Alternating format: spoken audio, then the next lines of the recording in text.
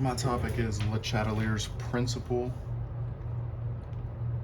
which simply states that when a system in equilibrium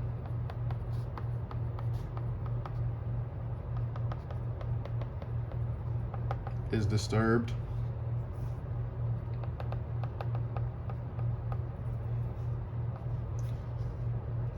it shifts to reestablish equilibrium.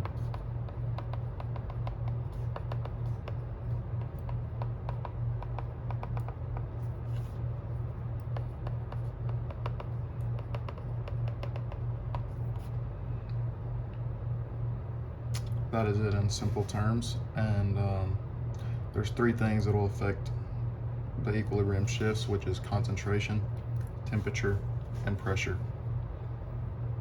So we'll go into each one of those. We got a basic equation here. First thing you always want to do is balance your equation. So we need to double this. So now we got a total of 6 hydrogen atoms, so I need to put a 3 here. Now the hydrogen's balanced. This is balanced as well, just put a 1 there. So now we're on to Le Chatelier's actual principle. So for example, say if we increase the amount of N2, which is on the reactant side, the question would ask what way the reaction would shift. So if a reaction shifts right, products will increase while reactants will decrease. If it shifts left, the opposite occurs. Products will decrease, reactants will increase. So if a system is disturbed, it changes to fix that change. So N2 increases, the reaction will naturally want to then decrease N2. It is a reactant, so you got to look here and see which one decreases reactants, which is this one. So the reaction will want to shift right. Now if you take the opposite and decrease the amount of N2, the opposite will occur. The reaction will want to increase the amount of reactants, therefore shifting it left. Now we've got temperature. So temperature occurs, or it depends on if the reaction is endothermic or exothermic. So we've got exothermic, which is always going to have a negative delta H.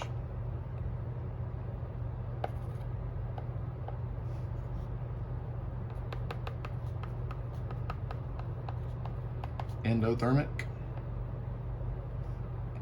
which will have a positive delta H. So in the question, it'll usually say if something has a positive or negative delta H, and that's how you know if it's endothermic or exothermic. So if it's endothermic, if you increase the temperature in an endothermic reaction, it will shift right towards the product side because the system tries to absorb the added heat because it's endothermic. Exothermic would be the opposite. If you increase the temperature in an exothermic reaction, it will favor the reactant side because the system tries to counteract the added heat.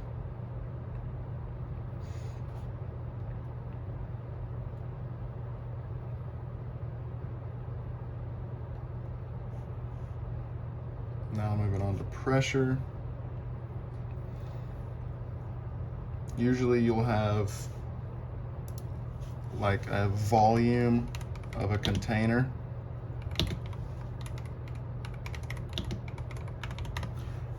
and it'll either decrease or increase, therefore lowering or increasing the pressure.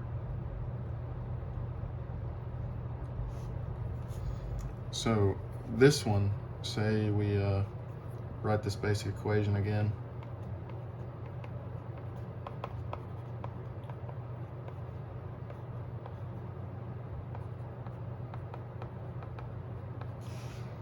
Same one from up here.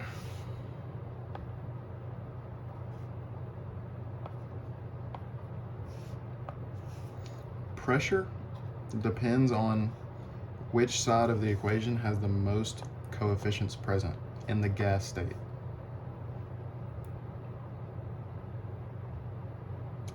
If pressure is increased, say volume of the container, volume is decreased, pressure will increase.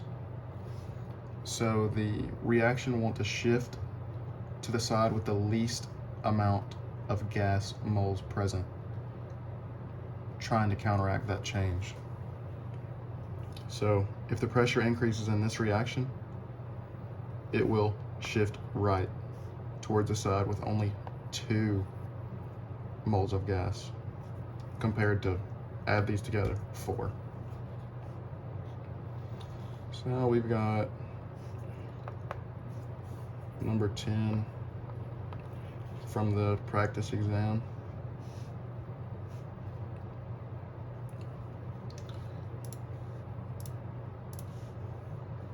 So it states coal, which is primarily carbon, can be converted to natural gas, primarily CH4, by the following exothermic reaction.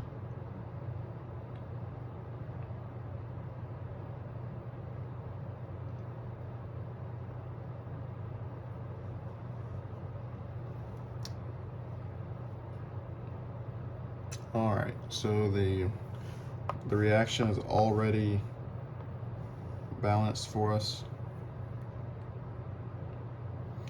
So we've got A through F questions.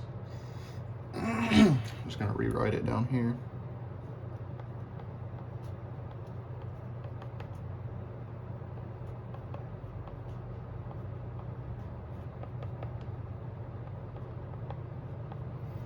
So first we've got adding more carbon to the reaction.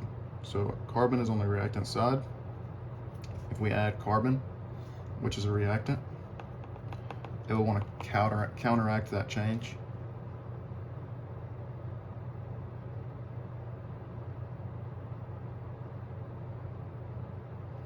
Hold on. There's a mistake here. See, carbon is solid. We know that the equilibrium constant is only affected by gaseous and aqueous solutions. So carbon would actually not affect it because it's a solid. So it would have no change. Now we've got adding more H2. So it'll increase the reactants. The reaction will want to shift to counteract that change. So if a reaction shifts right, products will increase, while reactants will decrease. So H2 is increasing. We want it to decrease, so it will shift right.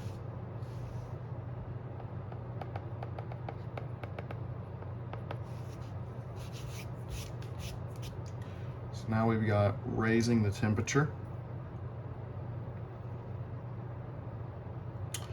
And here it states that it is an exothermic reaction. So we know that it is going to have a positive delta H, a negative delta H, negative delta H. So as stated before, if it's a negative delta H,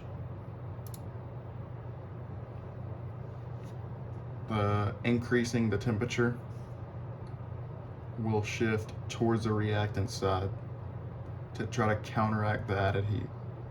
So reactants are on the left, this will shift left. Next, we've got lowering the volume. So this is a pressure example. Just as before, lower volume is going to increase pressure. The system is going to try to counteract that change. So here we've got 1 mole compared to 2 moles.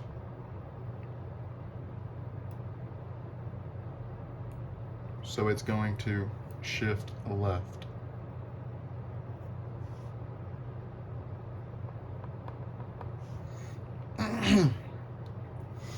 Now adding a catalyst,